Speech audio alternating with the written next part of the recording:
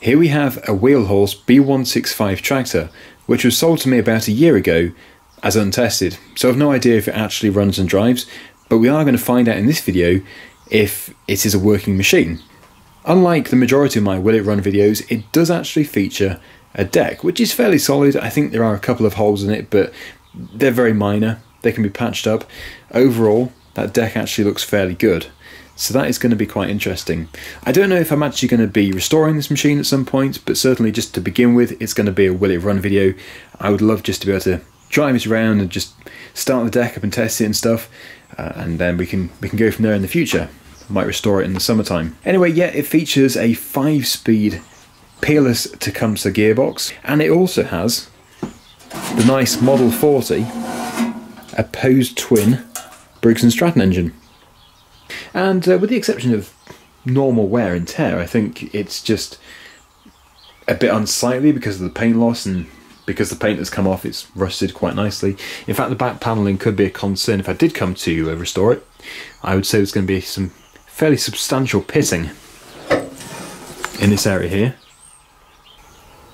It looks like, once again, the manufacturer has not used any kind of primer with this paint. It could be powder coat, I'm not too sure actually. But yeah, it just has flaked off quite easily over the years. It's 1980, I think, but it looks really nice. I do like this machine. It's very tractor-like, it's very heavy. It's very difficult to get it into here. You can see the deck is actually really leaning. It should be up here. I'll have to look into that later, but I think this deck actually has a cable which is used for the height, and over time the cable stretches, which compromises the maximum cutting height, and then the deck sits really low, so you can't really cut any higher grass. So it's a bit of a, looks like a bit of a design fault there, but we'll take a look at it. It should be quite an interesting project. So first of all, oil. I wouldn't expect there to be anything in here because I did request for it to be drained as it was being shipped. Yeah, just a very small amount showing, and that's probably what's just run off the dipstick. So it's certainly going to need some oil.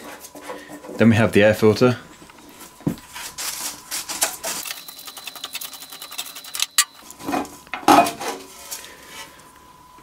Which is disintegrating. You can see how it's preserved the coating in here though, under the cover. Yeah, that's nice. It's got lots of mould growing on it.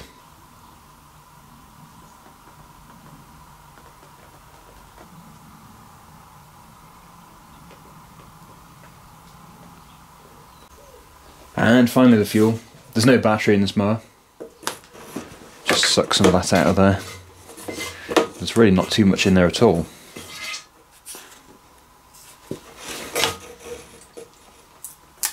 But it doesn't smell fresh.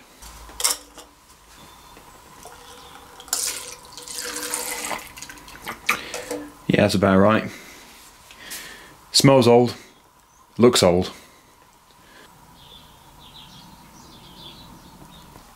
Yeah, so it goes without saying that the fuel which is in the tank will have made its way into the carburettor, so I might as well just clean everything before I try anything. Just saves messing around.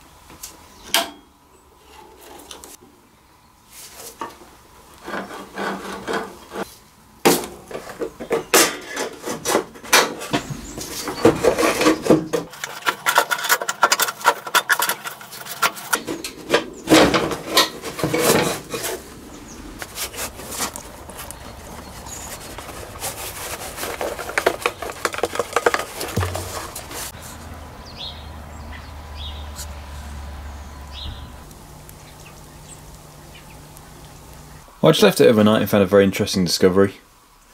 Luckily, I left it with the top of the fuel tank over this cup, and well, it's like caramel or toffee, which has leaked out of the tank. And well, I can only think of two things. It smells just like really stale fuel. I've seen gummy fuel before, but this is taking it to a whole new level. So I wonder if someone's put like a tank sealant in it or something. I was taking a look at where the fuel tap attaches to, and it doesn't look like anybody's used any kind of sealant. So is it really just really stale fuel? Many of my viewers say, why do you never have any issues with sheared bolts or anything like that? Well, there's the evidence. A sheared inlet for the hose which runs the fuel pump.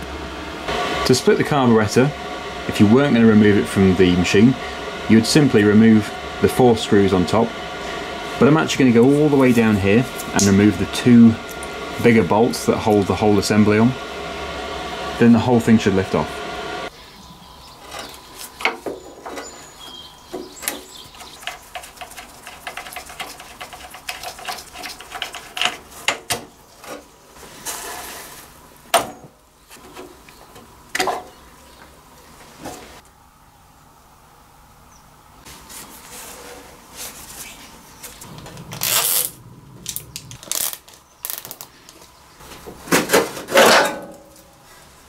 That looks quite clean. Sometimes these can be full up with mouse nests. So that's looking good. I'm just going to give everything a really good clean. You can see how dirty it all is.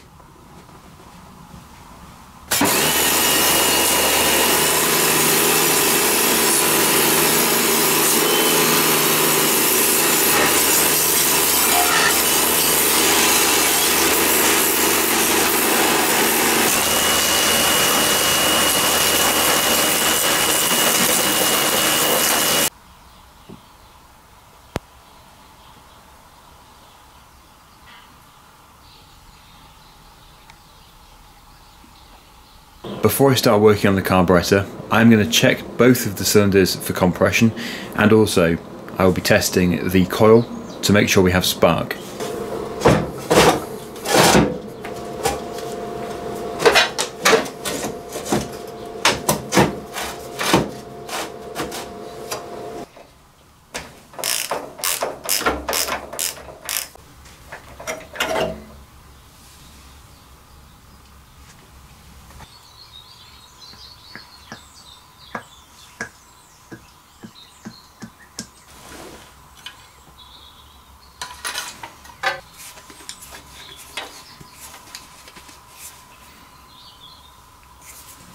The compression tester is attached to the first cylinder.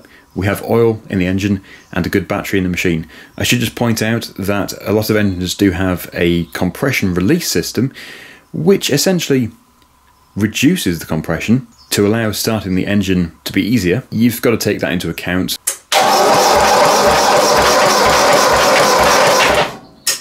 That's really bad. That's 15 psi. So bad it would make you think that there is a stuck valve. Okay, we'll test the other side and we'll see what we get on the second cylinder. That is another 15 psi exactly. So I'm just going to test the tester on an engine which I know is good, then we'll come back to this. Okay, well that was just over 4 bar, 60 psi. That engine has done 34 hours and is a year old. Obviously it's not the same type of engine, but 15 to 20 psi is not really good enough. Clearly there's nothing wrong with the tester. We can do a wet test, so put a bit of oil into the cylinders and we'll see if that improves it. We can also do a leak down test, but I think before I do anything I'd quite like to put the inspection camera in there and just make sure there's no stuck valves. It should be fairly easy with these. So that is the first job, but really there's 3 different possibilities. It could be a blown head gasket, it could be a stuck valve, or a bad seat, and it could also be very warm piston rings.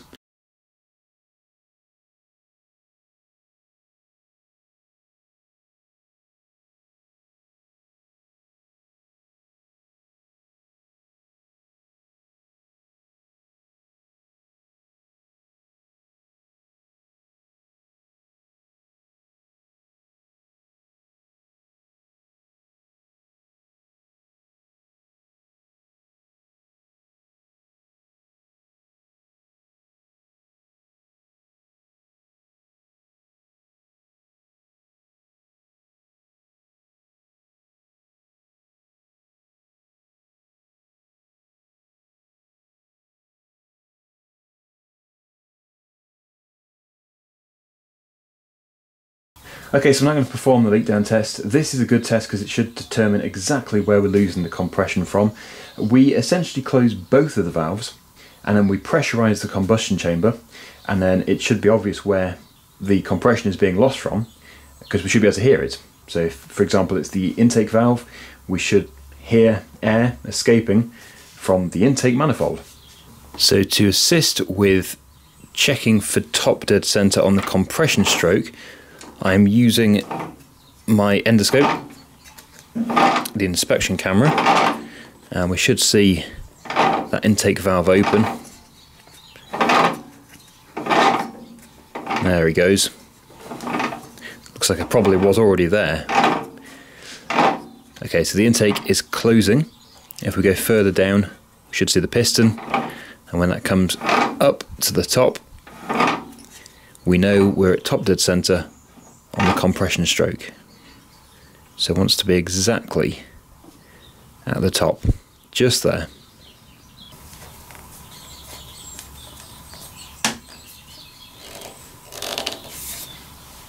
The pipe is attached. We've now got the leak down tester itself, and we need to set it. So the needle needs to be on 0, which is just there, and then we attach it.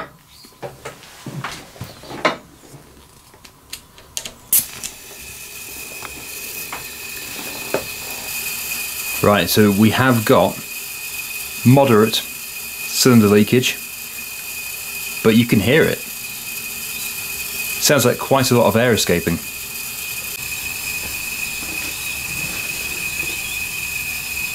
You're getting a lot of air coming out of the breather, which is concerning. Maybe the slightest bit coming through the intake.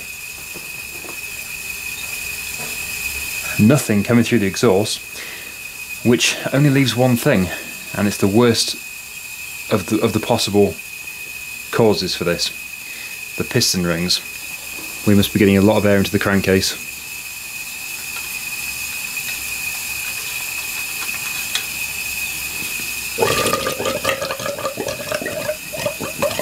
Yep, it's gurgling back up. Wow. Okay, so we have bad rings, or it could be a worn bore, most likely bad rings.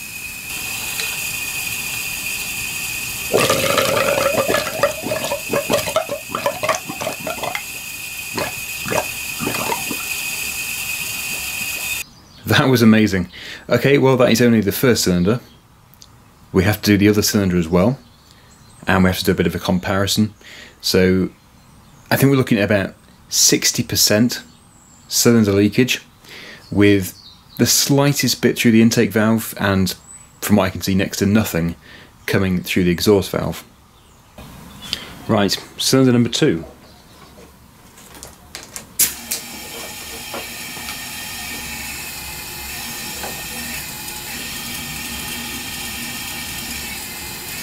That one seems to be coming through the intake. Getting a reading of over 60. It's looking like about 62%.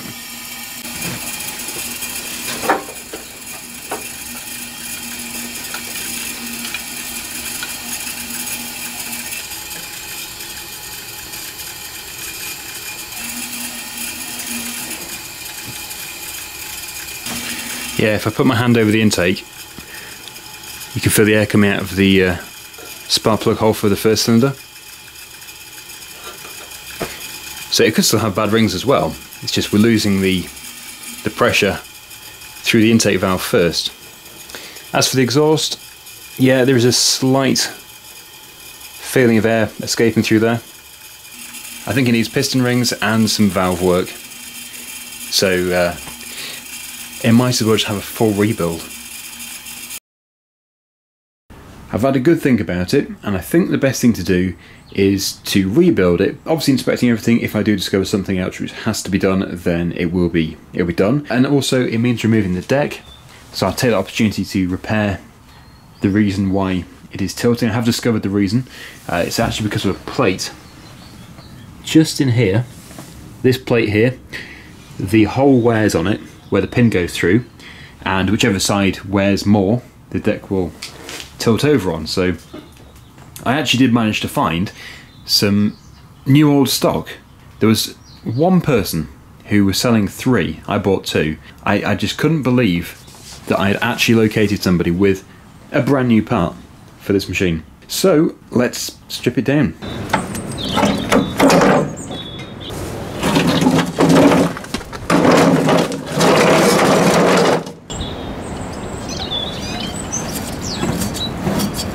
All turns over okay.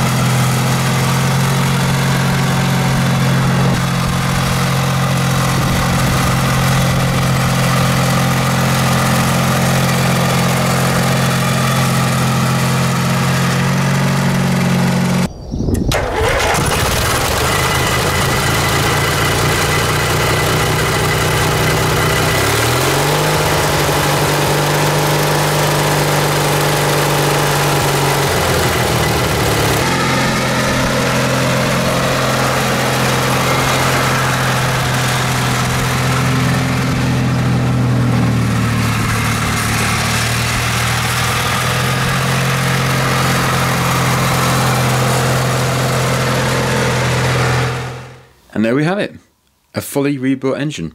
So you probably heard that sort of horrible rattling sound. It's not the engine itself, it's actually the muffler, the inside of the muffler.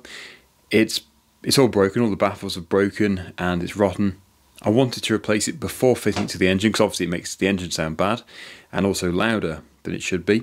But I searched everywhere and I couldn't find any.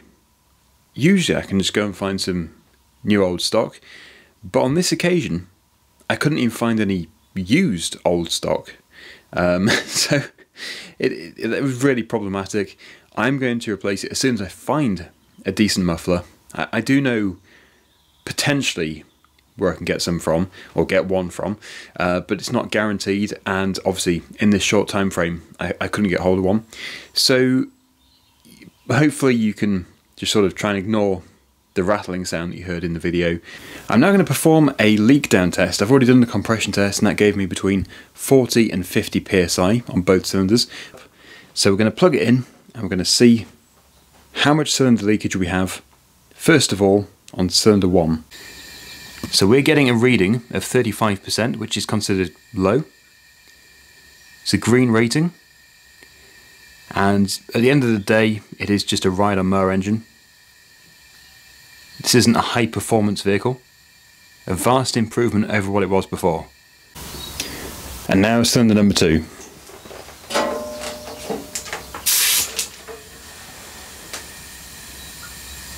It's even better. It's about 30%. Just less than 30% actually. It's about 29% leakage, which is very good. Very happy with that. So we've got overall a reading of 29 and 35%. I think that's quite a good achievement. So thank you so much for watching. Hopefully you've enjoyed it. If you have done, please do thumbs up the video. Maybe subscribe if you want to. And yeah, I'll see you again in the next video.